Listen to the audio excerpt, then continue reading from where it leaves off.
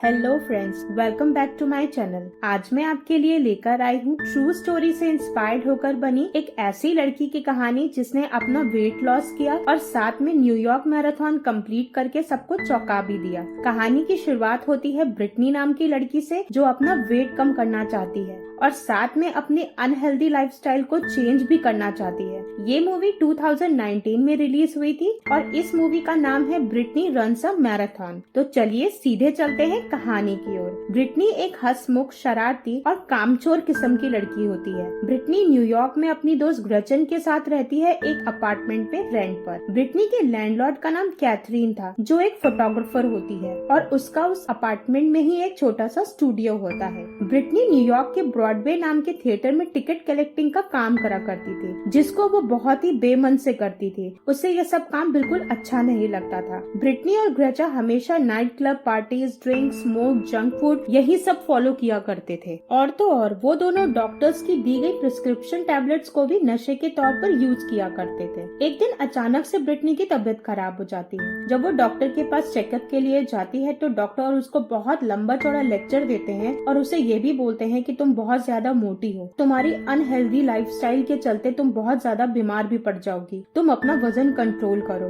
Doctor Britney को diet control करने की और एक्सरसाइज करने की भी सलाह देता है, मगर ब्रिटनी तो ब्रिटनी थी। वो डॉक्टर की एडवाइस को नजरअंदाज कर देती है और जैसे कि वो पहले अपनी लाइफ जिया करती थी वो वैसे ही जीने लगती है, यानी कि ड्रिंक, स्मोक, जंक फूड का खाना सब कुछ कंटिन्यू करती है। एक दिन अचानक से एक नाइट क्लब में जब वो एक मिरर के सामने आकर खड़ी होती है तो वो अपने आप को देखती है तो उसे ये एहसास होता है कि उसकी लाइफस्टाइल बिल्कुल भी नॉर्मल नहीं है। क्यों लोग उसको सीरियसली नहीं लेते, उससे प्यार नहीं करते, उसका मजाक उड़ाते हैं, यहाँ तक कि उसका कोई बॉयफ्रेंड भी नहीं है। ब्रिटनी की फ्रेंड ग्रेचा हेल्दी और सेक्सी थी और एक इंस्टाग्राम इन्फ्लुएंसर भी थी। ग्रेचा का टेरेंस नाम का एक बॉयफ्रेंड भी था। ब्रिटनी को अब ये समझ में आता है कि मैं अपने साथ ये क्या कर रही हूँ। अब वो ये डिसाइड करती है कि मैं अपना वेट जरूर लूज करूंगी। वो जिम जाने का फैसला करती है, बट उस हाई फाई जिम की एंट्री फीस इतनी ज्यादा होती है कि वो उसे अफोर्ड ही नहीं कर सकती थी। तब ब्रिटनी फैसला करती है कि वो अपने अपार्टमेंट के आसपास रनिंग करेगी। अब वो मॉर्निंग में उठ के रनिंग करना स्टार्ट करती है, लेकिन कुछ ही दूर चलने या दौड़ने के बाद वो बुरी तरह हांफने लगती है। ब्रिटनी इतनी ज्यादा परेशान हो जाती है और वो रोने लगती है और इस बात से उदास हो जाती है कि वो एक राउंड भी पूरा दौड़ नहीं लगा पाई और वापस अपने अपार्टमेंट में आके जोर जोर से रोने लगती है। उसके रोने की आवाज सुन के कैथरीन उससे मिलने आती है और उसको समझाने की कोशिश करने लगती है। ब्रिटनी कुछ भी सुनना नहीं चाहती थी। कैथरीन दोबारा से ब्रिटनी के पास आती है और उसे ये समझाती है कि जब मैं 23 साल की थी तो मुझे नशे की लत लग गई थी। उस नशे की लत को छुड़ाने के लिए मुझे रिहैब सेंटर की मदद लेनी पड़ी थी। तुम अपनी लाइफ में छोटे छोटे गोल्स को रख के अपनी लाइफ को क्लीन कर सकती हो, जैसे कि मैंने किया था। बड़े टारगेट्स क्यों रखने हैं, छोटे टारगेट्स रखो और उन पे वर्कआउट करो। अब ब्रिटनी थोड़ा सा मोटिवेट हो जाती है और नेक्स्ट डे से अपने अपार्टमेंट के चारों तरफ थोड़ा थोड़ा दौड़ना शुरू करती है। वो इसी तरह से रोज दौड़ना शुरू कर देती है और एक राउंड लगा पाती है पूरा कंप्लीट, लेकिन अपना काम वो कंटिन्यू करने लगती है। वो एक अच्छी डाइट को फॉलो करती है और कम कैलोरी वाले खाने को भी खाना शुरू कर देती है। एक दिन कैथरीन ब्रिटनी को अपने रनर्स ग्रुप में इनवाइट करती है। अब ब्रिटनी उस ग्रुप को ज्वाइन कर लेती है और वहाँ पे उसकी मुलाकात होती है सेथ नाम के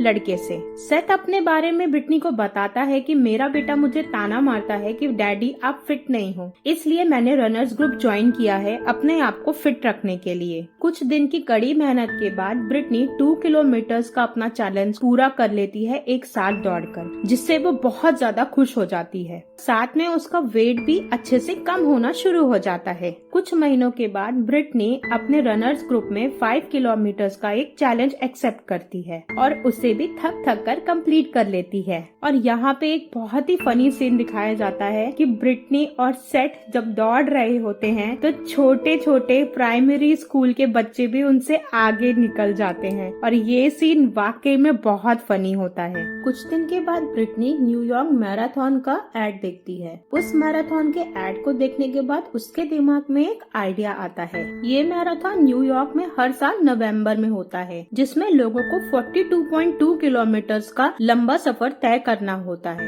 इसके लिए फिट और एथलेटिक बॉडी की बहुत ज्यादा जरूरत होती है। ब्रिटनी को ऐसा लगता है कि यदि वो इस मैराथन में हिस्सा लेगी तो वो फिट भी हो जाएगी और लोगों के प्रति उसका नजरिया चेंज भी हो जाएगा। लोग उसे इज्जत की नजर से देखेंगे और फिट मानने लगेंगे। ये आइडिया वो सेथ और अपनी दोस्त कैरेथिन को बताती है। कैरेथिन उनको बताती है कि सालों पहले मैंने भी इसमें पार्टिसिपेट लेने के लिए सोचा था, मगर मैं प्रेग्नेंट हो गई और मैंने अपना आइडिया ड्रॉप कर दिया। मुझे तो यहाँ पे बहुत आसानी से एंट्री मिल जाएगी क्योंकि मैं पिछले साल मैराथन का हिस्सा थी, लेकिन तुम दोनों न्यू ज्वाइनीज हो, तुम दोनों को एंट्री मिलने में थोड़ी सी मुश्किल आएगी। या तो लॉटरी सिस्टम के थ्रू तुम्हारा नाम निकलेगा या तो तुम्हें चैरिटी के लिए फंड रेज करना पड़ेगा। अब ब्रिटनी के पास पैसे तो होते नहीं है। उसे पता था कि वो जिम जा नहीं सकती क्योंकि वो अफोर्ड ही नहीं कर पाएगी, तो वो सेकेंड जॉब करने का सोचती है। अब वो सर्च करने लगती है। वो एक बेबी सिटर की जॉब के लिए इंटरव्यू देने जाती है और फेल हो जाती है। वो लेडी उस पर तरस खा के उसे दूसरी जगह अपॉइंट करवा देती है जॉब के लिए। और वो जॉब भी कैसी थी, न्यूयॉर्क में जब रईस लोग अपनी छुट्टियों पे कहीं घूमने जाते थे तो वो अपना घर किसी ऐसी कंपनी को दे देते थे जो उनके घर की देखभाल करे और उनके डॉग का भी ख्याल रख सके। ब्रिटनी को एक ऐसी ही जॉब ऑफर हुई थी और ब्रिटनी जब उस घर में जाती है तो वो देख के बहुत ही खुश हो जाती है क्योंकि वो बहुत ही आलीशान घर होता है और वहाँ पे एक डॉग होता है। उसे सिर्फ डॉग को ठीक से खाना खिलाना था, दिन भर उस घर की देखभाल करनी थी। उस घर में जर्न डैन नाम का एक लड़का था जिसकी नाइट ड्यूटी थी। जर्न भी बहुत ही आलसी, मक्कार और बेहुदा टाइप का लड़का था। वो भी लाइफ को सीरियसली नहीं लेता था। वो नाइट को कुत्ते का ध्यान रखता था और घर का ख्याल भी रखता था। लेकिन ब्रिटनी को यह पता चलता है कि जर्न दिन भर उसी घर में रहता है, ना कि रात को आता है। अब जब ब्रिटनी इसके लिए जर्न के पास बात करने जाती है तो वो ब्रिटनी को उल्टा धमकाने लगता है कि अगर तुमने शिकायत करी तो इससे तुम्हारी और मेरी दोनों जॉब खतरे में पड़ सकती है। ब्रिटनी बेचारी करती भी क्या, उसके पास कोई और ऑप्शन था नहीं और उसे ये जॉब हर हालत में चाहिए थी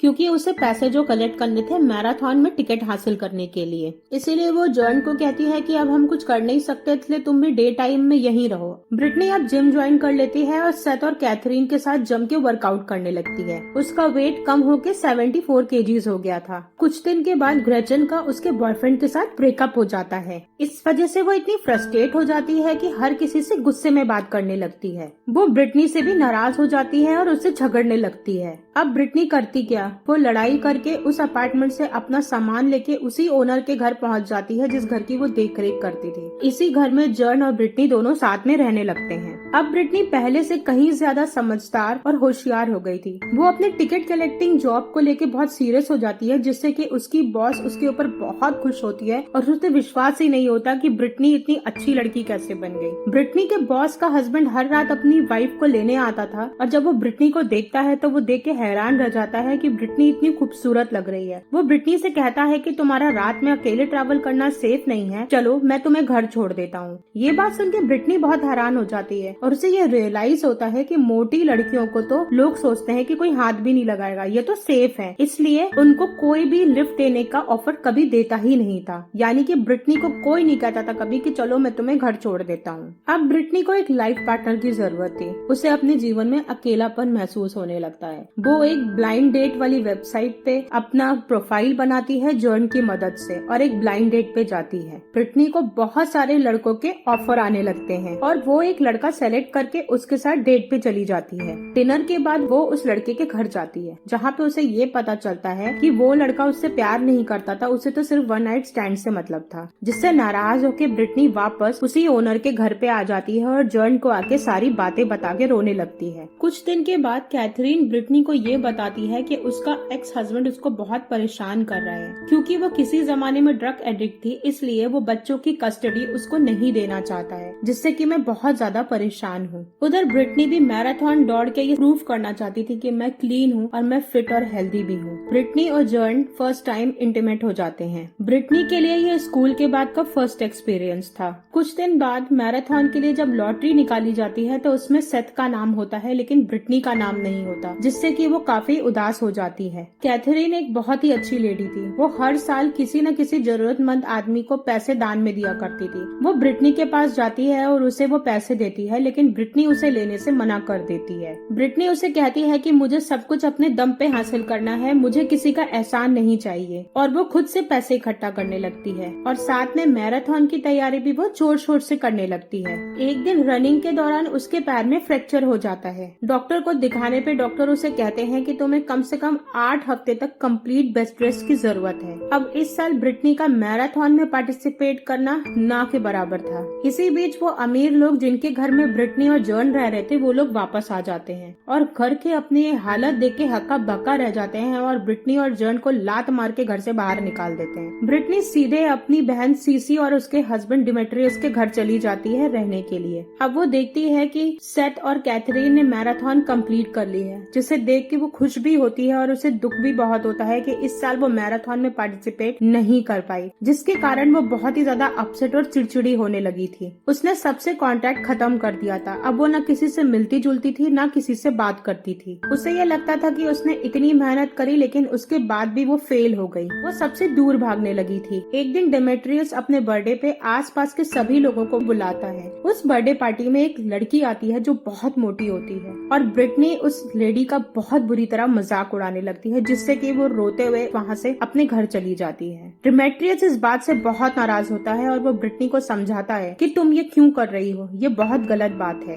डेमेट्रियस उसको ये भी समझाता है कि अगर तुम्हें जिंदगी में आगे बढ़ना है तो ये जरूरी नहीं कि तुम अपने दम पे पढ़ो। जिंदगी में हमको कभी न कभी किसी की जरूरत हमेशा पड़ती है और पड़ती रहेगी। ये बात जब ब्रिटनी सुनती है तो उसे ये रियलाइज होता है कि उसने कितनी बड़ी गलती करी है। वो सबसे पहले जाके उस मोटी लेडी से माफी मांगती है। उसके बाद वो वापस सेथ और कैथरीन को फोन करके सॉरी बोलती है, अपनी जॉब पे वापस लौट आती है और फिर से मैराथन के लिए तैयारी करने लगती है। फाइनली उसे टिकट मिल जाता है और वो मैराथन में हिस्सा लेती है। उसे चीयर अप करने के लिए सेथ और कैथरीन भी वहाँ पे आते हैं। रेस में हिस्सा लेते लेते अंत में आते आते वो एकदम से थक जाती है, लेकिन सेथ और कैथरीन उसे बहुत मोटिवेट करते हैं, जिसके चलते वो अपनी मैराथन कंप्लीट कर लेती है। अब ब्रिटनी रेस को खत्म कर लेती है और सारे लोग बहुत ज्यादा खुश हो जाते हैं और इसी के साथ ये स्टोरी यहाँ पे एंड हो जाती है। आई होप आपको ये स्टोरी पसंद आई होगी। ये बहुत ही इंस्पिरेशनल स्टोरी थी। अगर आप देखें तो हम जीवन में कितनी बार ऐसे लोगों का मजाक उड़ाते हैं जो ओवरवेट होते हैं।